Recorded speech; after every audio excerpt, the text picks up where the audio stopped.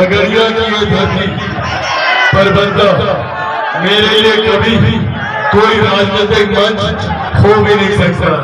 ये मेरे नेता, मेरे पिता आदरणीय रामविलास पासवान जी की जन्मभूमि है।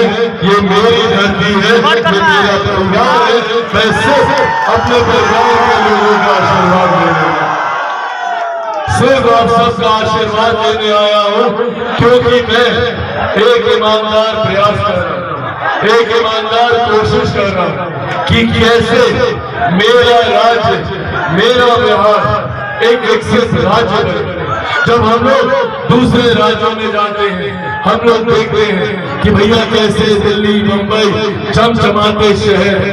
हम लोग भी चाहते हैं कि हमारा राज्य, हमारा बिहार, कि बिहार हमारा विकसित बने, जैसे दिल्ली, मुंबई जैसे चमचमाते शहर।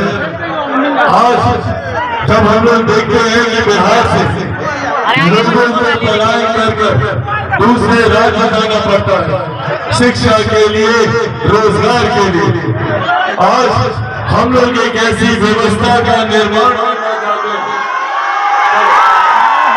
एक ऐसी व्यवस्था का निर्माण करना चाहते हैं ताकि किसी भी युवा को बिहार छोड़कर दूसरे राज्य न जाना पड़े, किसी भी युवा को रोजगार के लिए दूसरे राज्य न जाना पड़े, बल्कि दूसरे राज्य का लड़का लड़की बिहार आए शिक्षा के लिए, बिहार आए रोजगार के लिए।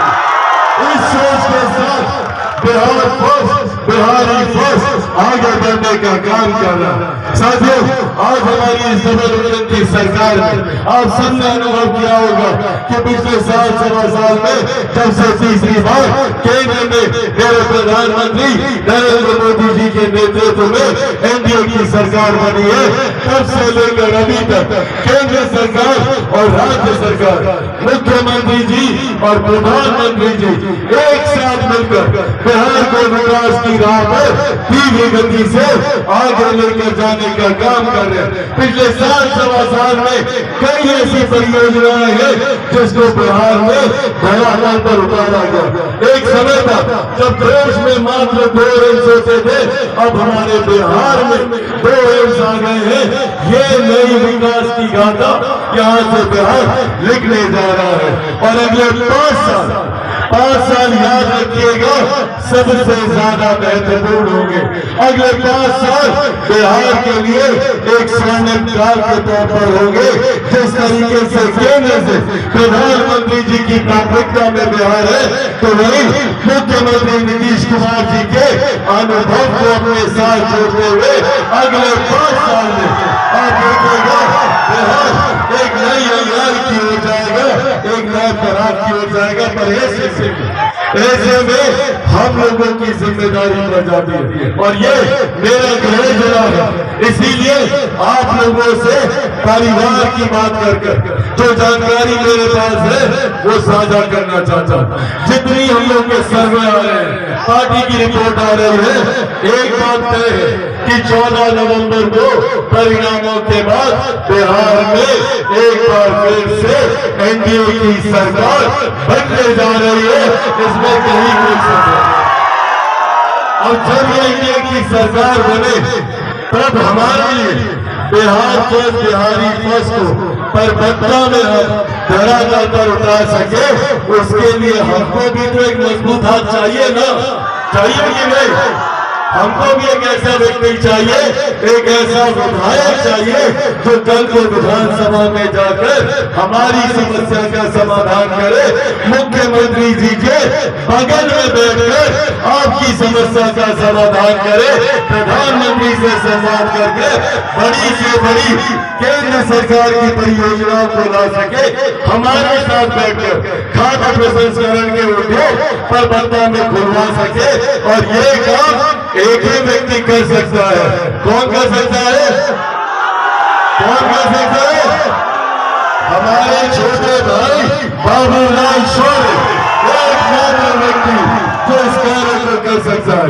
नहीं तो अगर कोई गलत आदमी का चुनाव हो गया तो 5 साल पहले तो वो बहाना बनाएगा, बोलेंगे कि भैया सरकार हमारी बात नहीं सुनती, सरकार हमारा काम नहीं करती, बहाना बनाएंगे अलग। और पता है ना ये व्यक्ति कौन होंगे? जिन लोगों ने पिछले 5 साल हम लोगों को प्रताड़ित करने का काम किया, हम लोगों के घर परिवार के निर्दोष लोगों को जेल भिजवाने का काम किया, उन पर मुकदमे डालने का काम किया कि नहीं किया? झूठ बोल रहे हो? किया ना? जिस व्यक्ति ने हम लोगों के बर्बरता का शायद ही कोई ऐसा परिवार होगा जिसको झूठे आरोप में फंसाने का काम न किया हो, अपनी राजनीतिक रोटी सेकने के लिए मासूम जनता को उन्होंने प्रताड़ित करने का काम किया। अब यही मौका है और मैं चाहता हूँ कि मेरी ये बात मेरे गृह जिले के हर एक घर हर एक परिवार तक पहुंचे कि बाबूलाल शौर्य जी का जीतना क्यों जरूरी है। ये जीतेंगे, मुख्य धारा के साथ रहेंगे, केंद्र सरकार के साथ रहेंगे, बिहार सरकार के साथ रहेंगे और इनके साथ भैया बोनस समझ रहे हैं कितना मिल रहा है, इनके साथ आपको आपके सांसद मिल रहे हैं, इनके साथ आपको अपना बेटा चिराग पासवान मिल रहा है। सोचिए अब हम तीनों लोग मिलकर बर्बरता को एकदम नंबर 1 का विधानसभा बनाएंगे कि नहीं बनाएंगे? बिहार को फर्स्ट बनाएंगे कि नहीं बनाएंगे? और ये तभी होगा जब आप लोगों का आशीर्वाद होगा।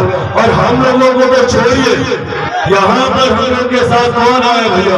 हम लोगों के लोग सबसे ज्यादा मुंबई जाते हैं कि नहीं?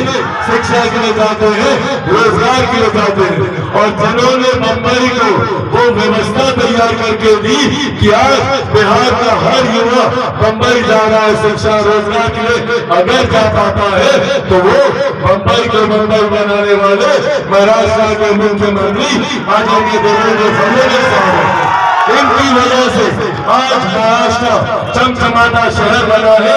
अब तक इनके भी अनुभव हम लोगों के साथ जुड़ गया है। तो सोचिए बिहार को कोई प्रदेश बनने, कोई मुंबई बनने, कोई महाराष्ट्र बनने से रोक सकता है क्या?